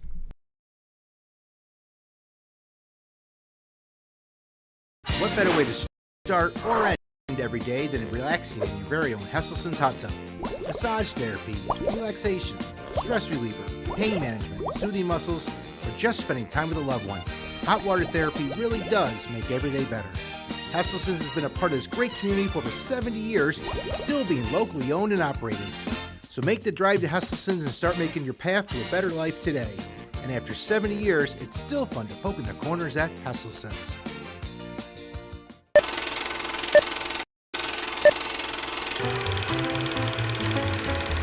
Want to read about ancient wonders? Go to your local library today. But this isn't your father's library. It's the home of creativity. Release your inner audio engineer or face off a dragon in the D&D club. Make your clothing ideas come together with our sewing machine rentals. Create with the 3D printer or come to the library event nights to chat with those within your community. All with your library card. Go to getyourlibrarycard.com today. It's great to catch up, Jamie. How's business? Good. Are you up to speed with the new beneficial ownership reporting requirements? Sort of. What's it about? It's a new initiative to help fight crimes like money laundering, fraud, and drug trafficking. A lot of small businesses like ours just have to report some basic info to the federal government about the real people behind them. Does that include my cafe?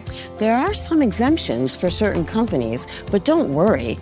There's lots of guidance on the government's website about who needs to file. Check out fincen.gov/BOI. Filing is easy and free. It took me less than 20 minutes. Looks like I do have to file. Thanks, Jamie.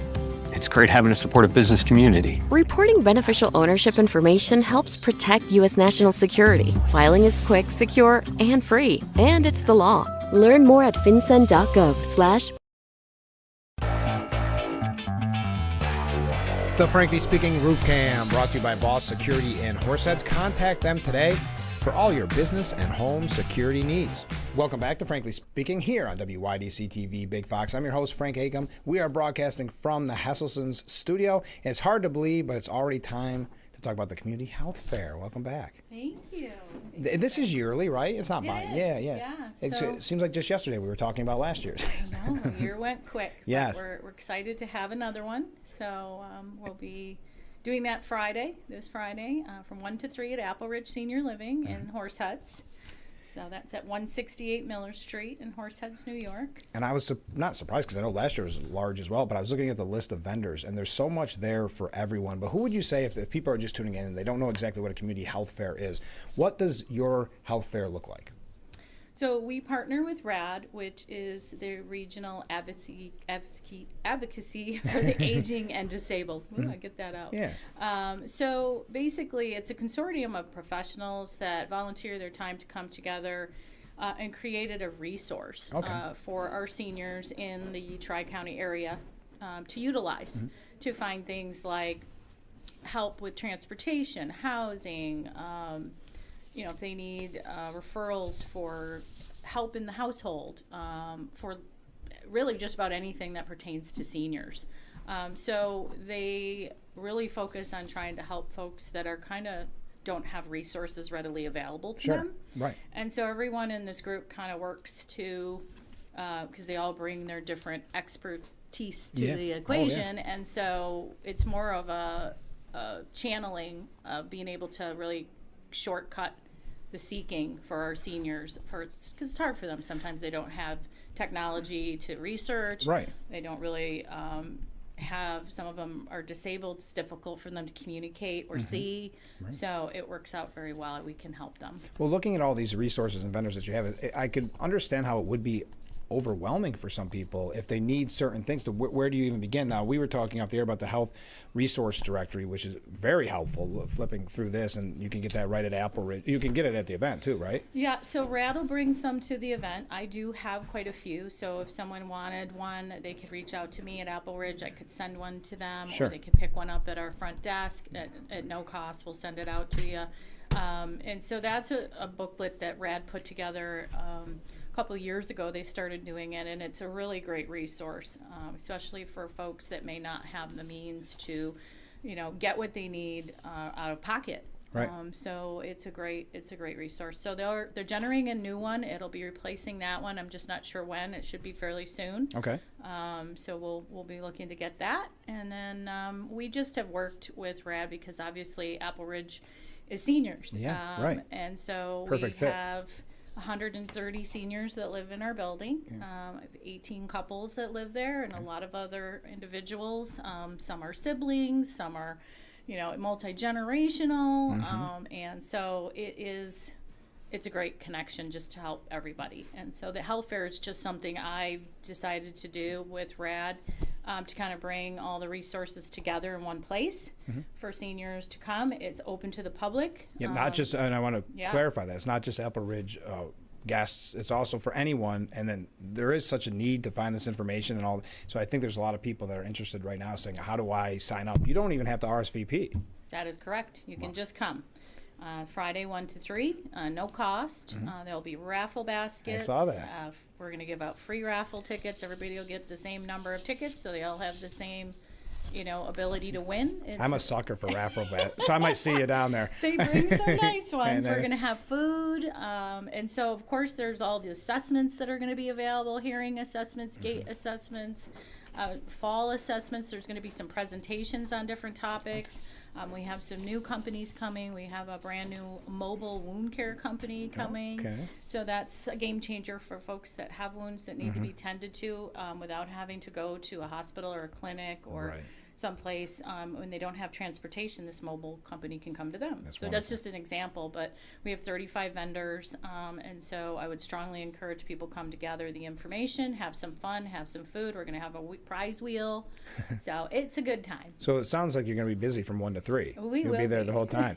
And I do want to mention, because this is fun for me, the Elmira College Speech and Audiology is going to be there with free hearing screenings, because we had them on as a guest just 2 weeks ago, and it came up that they were going to be visiting, and because I met the, I guess professor would be the name, Whitman, Witham, excuse me, and they've got a really neat program going on there. Yeah, I think it's good to get this kind of information out, and that's really what we're trying to do, is team up and just make it available to folks readily, and just come and have a good time. And they don't really need to bring anything. I mean, you're just going to be basically collecting the pamphlets or talking to the people. Provide them with a bag and to put everything in, and they're able to go around, talk to all the different vendors, gather information, have something to eat.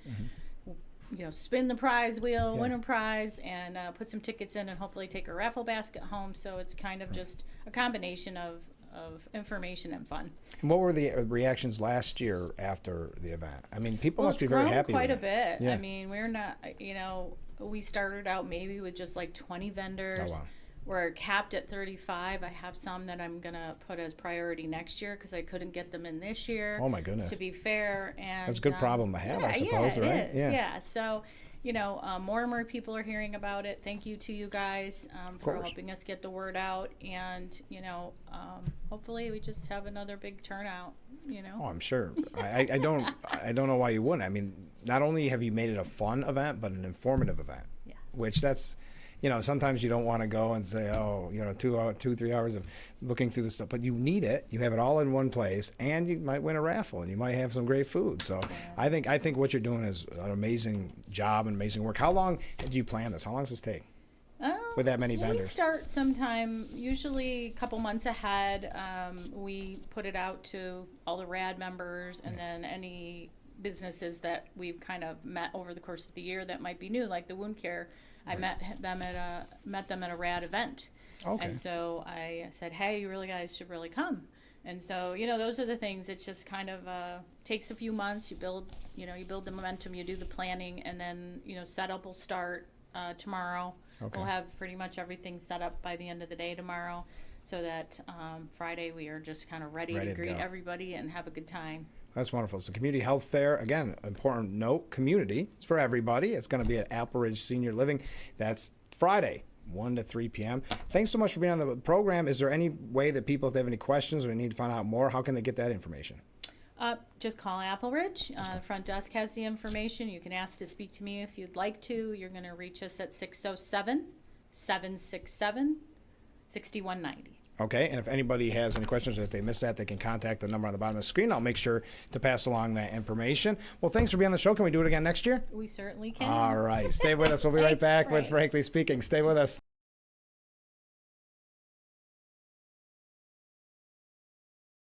When you're online, don't forget to visit our Facebook page at Big Fox News. Catch up on news from the Twin Tiers.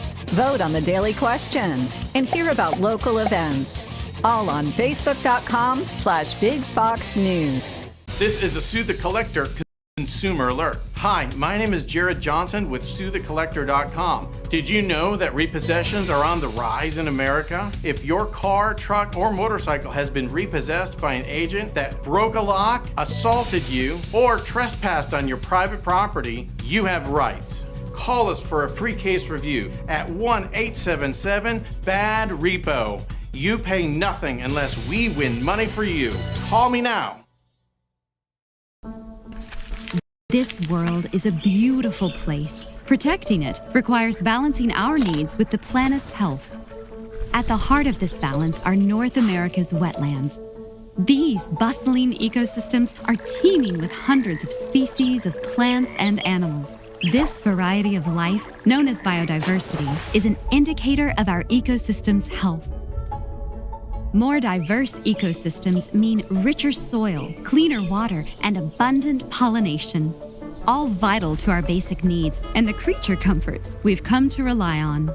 At Ducks Unlimited, conservation unfolds through collaboration across the continent, striving for solutions that benefit both wildlife habitats and our communities.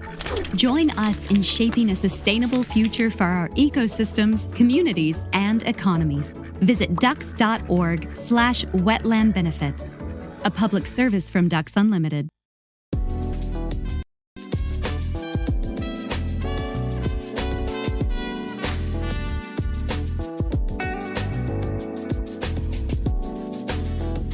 Haley Livingston, big.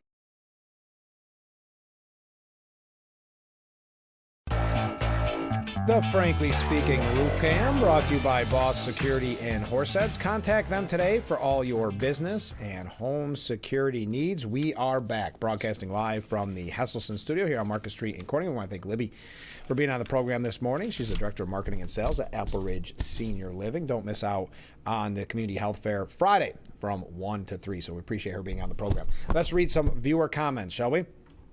First, I like this one. My father was a World War II vet, and I was brought up, first comes God, second comes country, third comes family. And without the first two, you can't have the third. Thank you very much. What a powerful message this morning. I do appreciate that. Comment from a different viewer. I found the picture of the auto pen not only appropriate and applicable, but also humorous. Thank you. Jack writes in, likes the auto pen portrait. Considering all that 45 and 47 went through, it's very disproportionate in comparison. It makes an indisputable statement and asks questions about who was in charge. A brilliant move on all things considered. However, I'm sure that picture will be replaced, and possibly the ones on either side will end up with a blackened eye, beard, and mustache if the Democrats return. Thank you very much.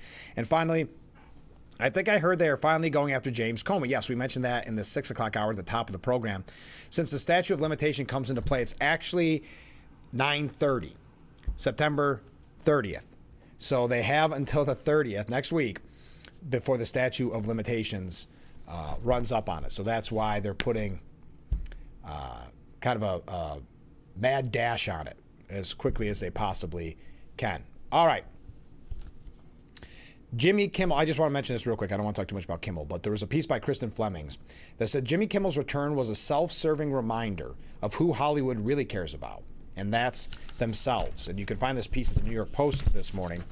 But what she says is Kimmel willfully misunderstood what landed him in hot water in the first place. It wasn't jokes about Trump. It wasn't jokes at all. It was him essentially saying that Kirk's murderer was MAGA when it was clear that that was not the case.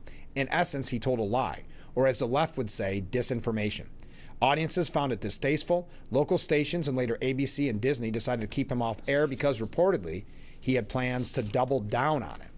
Not only not apologize, and he never apologized to the Kirk family. He became, as so many people have said, he tried to make himself the martyr. He tried to make himself the victim in this with his crocodile tears, and we talked about it yesterday. That's why I don't want to go too much into it. If you look at the polls, nearly, 70% do not watch his program or only watch it about once a month, so it's not worth spending too much time on. But Kristen, we got a fire truck going by. Kristen Fleming says, where were these people when Twitter locked the New York Post out of their account over their exclusive reporting on the Hunter Biden laptop, and a group of intelligence officers wrongly declared it Russian disinformation? They were cheering because it helped Biden win. They were quiet all along because it didn't affect them, their paychecks, or their influence. influence. And Dan McLaughlin from the National Review took it a step farther, calling Jimmy Kimmel an unrepentant liar in his op-ed, which again you can find at the National Review. He basically wraps up and he gives a lot of specifics. But he says, now I do not argue that the shooter represents the left, because unless you're in an explicitly violent movement, the perpetrators of political violence are a tiny and unrepresentative minority. But note that nowhere does Kimmel acknowledge that the shooter was not a MAGA right-winger. He never brought that up. Nowhere does he say, or so maybe correct the record, if you would. Nowhere does he say the least bit to correct the lie he told his audience previously. Instead, having been caught in the lie and having played the "I'm sorry if you misunderstood or were offended" card, he pivots to the "it doesn't matter" theme, a theme we know he doesn't believe, given that what he was doing just a week ago, and to painting the killer as deeply disturbed and a sick person, even though this was not, unlike many other such atrocities, the act of a delusional individual suffering a mental breakdown. This was evil. And while evil is always in some sense a break with rationality, it is simply not the case that the assassin was incapable of forming political opinions and acting on them. But sincerely recanting and apologizing for what he actually said was beyond Kimmel. And now he knows that he got away with it, which makes it that much likelier that he'll do it again. All right.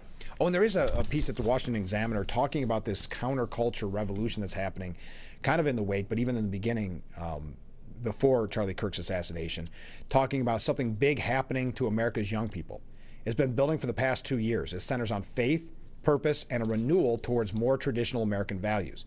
This new American youth counterculture movement looks very different from the ones that burst onto the scenes in the 60s, and of course giving a lot of history here on the 60s and that type of counterculture revolution, but giving examples of what today's counterculture revolution, a long time coming here, about various ministries, various rallies that show that young people are going to church more, are believing in faith more. Sunday's memorial service for Charlie Kirk was an example of a large revival. These young people have behaved boldly since the horrid murder, but not in the way our current cultural curators find acceptable. As Erica Kirk said on Sunday, quote, "These past 10 days after Charlie's assassination, we didn't see violence. We didn't see rioting. We didn't see revolution. Instead, we saw what my husband always prayed he would see in this country. We saw revival." Okay. I know I've been saying all morning we're going to talk about New York State issues, so let's get to them. Oh, there's another at Fox News. David Marcus writes, Democrats are freaking out over short-lived Kimmel cancellation, but ignore the shocking Google revelation that at the House Judiciary Committee that not only exposed the massive efforts by the Joe Biden administration to make them censor conservative voices at Google and YouTube, but also promised to offer those creators reinstatement on their platform because they knew that they had done wrong. That has been ignored by the mainstream media. Jake Tapper and Democrats like him should remove the gigantic censorious plank in their own eyes before criticizing the splinter that is Jimmy Kimmel's slap-on-the-wrist punishment from ABC. The left was all but gleeful when the cancellations were firing on all cylinders during COVID. They didn't care who was hurt by it then. They didn't care about the First Amendment or democratic principles. They just cheered it on. So spare us, Jake Tapper. You had a chance to stand against government censorship when it really mattered during COVID, and you blew it. Maybe just sit this one out. Okay. Hey, Congressman Nick Langworthy has announced $500,000 in ARC investments for Steuben, Chemung, and Schuyler counties. This is we've talked about ARC in the past. More than $500,000 in federal investments for substance abuse recovery and workforce training. He said, I'm proud to announce, this is Congressman Langworthy, I'm proud to announce $500,000 in federal funding is on its way to strengthen our local workforce and offer critical skills training for those battling substance abuse and addiction. There is dignity in work, and the promise of the American dream is built, each of us seizing the opportunity in front of us. This federal investment will serve our neighbors across Steuben, Chemung, and Schuyler to build a bridge for people pursuing recovery to rejoin the workforce. From battling the drug epidemic with key legislation like the HALT Fentanyl Act to supporting important workforce training and recovery programs like this, I will continue to fight for a stronger, safer, and healthier Southern tier. So thank you to the congressman. And I had to mention this. I know I mentioned it earlier. I believe I did. Steuben County Sheriff Jim Allard is issuing an urgent warning to the public following a recent surge in scam attempts targeting individuals across all demographics, not just the elderly in this scenario. These scams are becoming increasingly sophisticated, with perpetrators often impersonating law enforcement officers from the sheriff's office and other government agencies. The fraudulent calls or messages may include claims of missed court dates or warrants requiring immediate payment, demands for gift cards or wire transfers as payment for fines, threats related to sex offender registry compliance, and warnings that personal information will be released if demands are not met. In some cases, scammers may even spoof phone numbers to make their calls appear legitimate. Sheriff Jim Allard, friend of Frankly Speaking, said these criminals are preying on fear and confusion.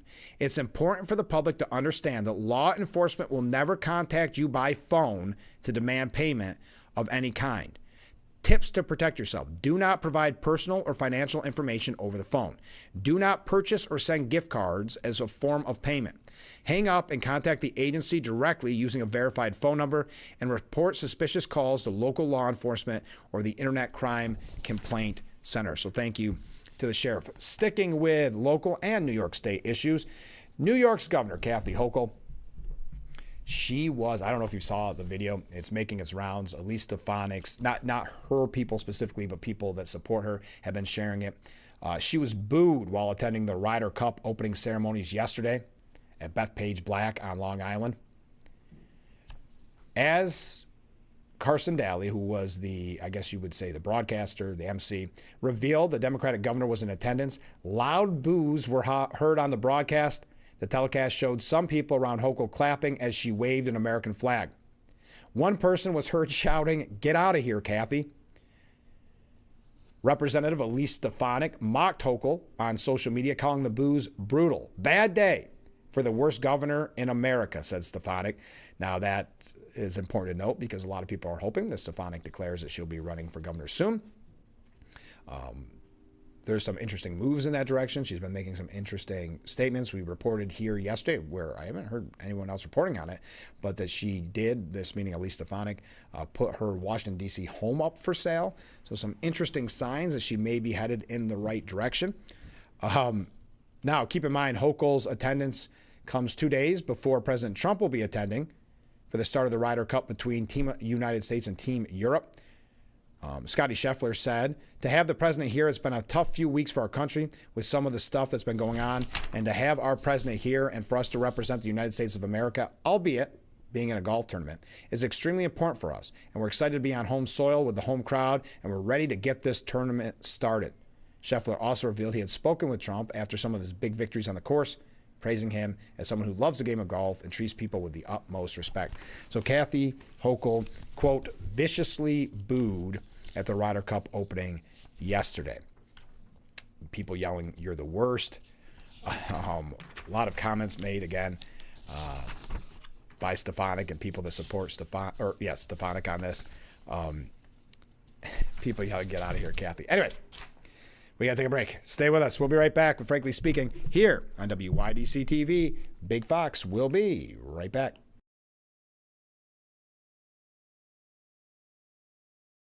You don't have time to go to the gym? The health club is not an option?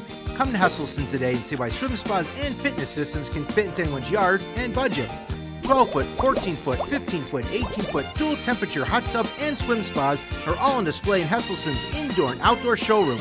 Try before you buy. 0% interest-free financing options are available on every Hesselson swim spa. Swim and exercise year-round and start making every day better. After 70 years, it's still fun to poke in the corners at Hesselson's. Happy birthday, Max. Yes! I'm Joan the Phone, here to show you 4 easy ways to stay safe online. Come on. We can secure our world. When you choose your passwords, make them strong. Use a password manager to help you along. But don't just use a password alone. Get a call, get a text, or a code on your phone. MFA really works. We can secure our world. When it's time to update an app, don't you hesitate. Do it ASAP. Just like that. Watch out for offers too good to be true. What? It's probably someone trying to take advantage of you. Hey, that's phishing. Let's report it. Install updates. Make better passwords. Think before you click. Use multiple factors. That's how we can secure our world. Learn more at CISA.gov/secure. The Frankly Speaking Roof Cam brought to you by Boss Security and Horseheads. Contact them today for all your business and home security needs. We are back, broadcasting live from the Hesselson studio. Let's go to a viewer comment, then we're got to wrap up our discussion on New York, but also a couple other things. Rick writes in, good morning, Frank. Well, good morning, Rick. Trying to keep it short. So much good material out there. It's like an ocean full of Trump chaos. Doesn't Trump have anything better to do than start a war with Kimmel, SNL, The View, and every other venue worthy to watch or listen to that picks on him? I think it's great. Trump and his 1 millimeter thick skin are horrified by it. You know, if he worried about what he should, like wars, budget, lowering costs, etc., it wouldn't leave much material for people to poke fun at. I was always told to silence my critics with results. Best advice I was ever given. Trump should take some of that advice. Maybe he should launch an investigation into an escalator. Oh man, he already is. Thank you, Rick. Zohran Mamdani's dominant lead in the latest New York City mayoral poll shows even more bad news for his rivals. He holds a dominant 20-point lead in the race. If you look at a recent poll, when it comes to the highest favorabilities, keep this in mind as we talk about the gubernatorial race and what Elise Stefanik, if she decides to run, will have to overcome. This is in New York City. The highest favorability ratings, Bernie Sanders. This is just an overall politician with 61% favorability rating. Kathy Hochul, 53% favorability ratings, just edging out Zohran Mamdani with 50% favorability ratings. Capitalism in New York City only receives a 48% favorable rating. Andrew Cuomo, 50% unfavorable. Socialism, 44% unfavorable. Eric Adams, 66% unfavorable. Well, how can socialism be 44% unfavorable when they support Zohran Mamdani? Anyway, Bernie Sanders. Okay. Also, a total of 475 local government employees in New York outside of New York City were paid more than $300,000 during the 2024-2025 fiscal year. 363 of them were employed by local governments in the Long Island counties of Suffolk and Nassau. Just something to keep in mind as we talk about the spending in New York State. Also, we learned that New York prison staffing and morale are at low 6 months after the strike. Staffing shortages at New York prisons have worsened. Morale amongst guards remains low. And the lives of incarcerated people are still disrupted 6 months after Wildcat prison strike has ended. Okay, Trump leaders are begging Trump for a meeting as the GOP stands firm in its shutdown fight. We know we're not going to get everything we want, said the Democrats. Just 1 minute. Okay, I got our group coming in from San Giovanni Valderno. They'll be with us here in tomorrow's program, but they're going to be coming in the studio here in just a moment. All right, we'll take a short break and we'll read your comments when we come back. Stay with us. This is Frankly Speaking here on WYDC TV, Big Fox.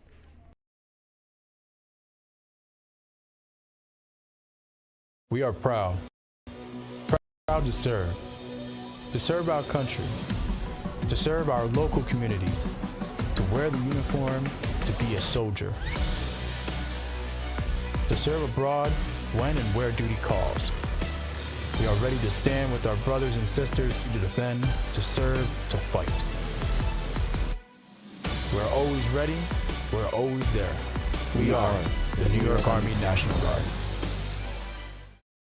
An albino baby buffalo was born. Nearly 500 kilos of cocaine has been seized in a bust. Thousands lined the pier at Seneca Harbor. Race weekend brought thousands to Watkins Glen International. Hundreds and horseheads joined other cities around the country on Saturday for the No Kings protest. Day one of the National Glider Competition, severe flooding has caused major disruptions in parts of Steuben County. Throughout the year, prison reform has become a priority around New York State.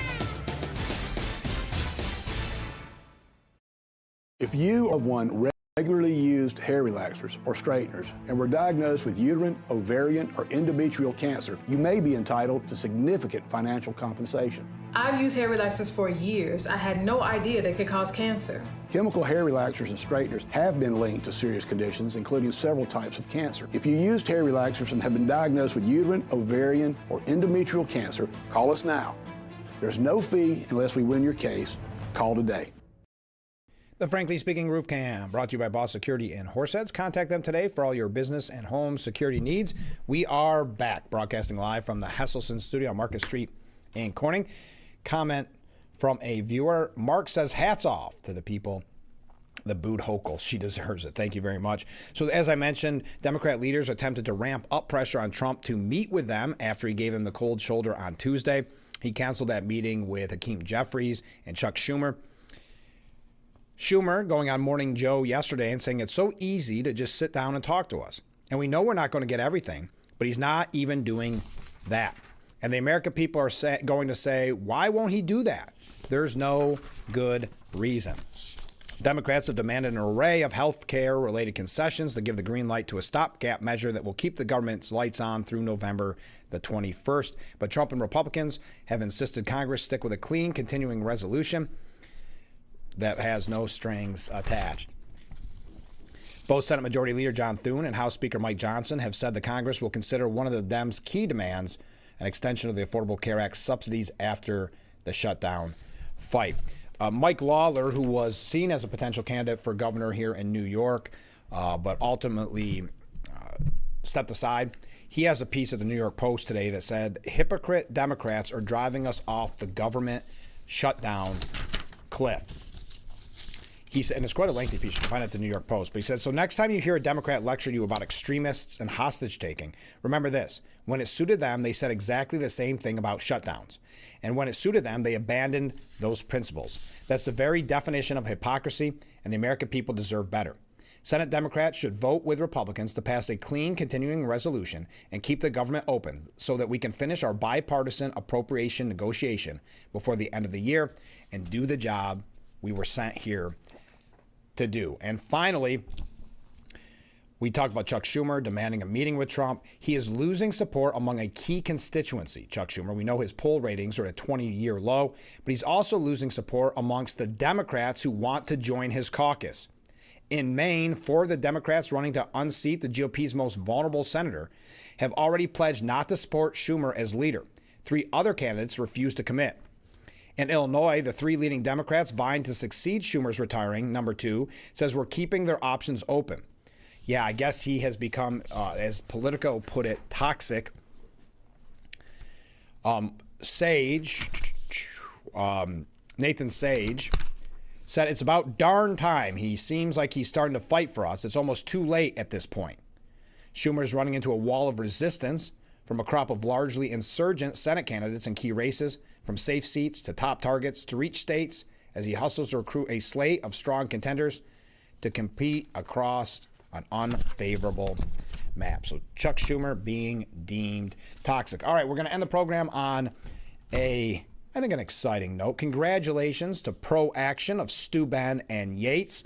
They marked a significant milestone, 60 years of dedicated service to the communities of Steuben and Yates County.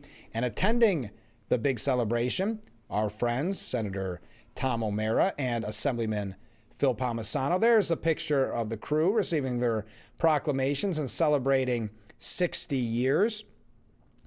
Established in 1965 as the official community action agency by federal and state designation, Pro Action has consistently addressed the underlying challenges of poverty, nurturing hope, and inspiring new horizons for individuals and families. So there's the proclamation. There's Tom O'Mara and Phil Palmisano. And there's another nice picture. So I thought I'd pass that along to you and end the program on a positive note. So happy 60 years to Pro Action of Steuben and Yates County.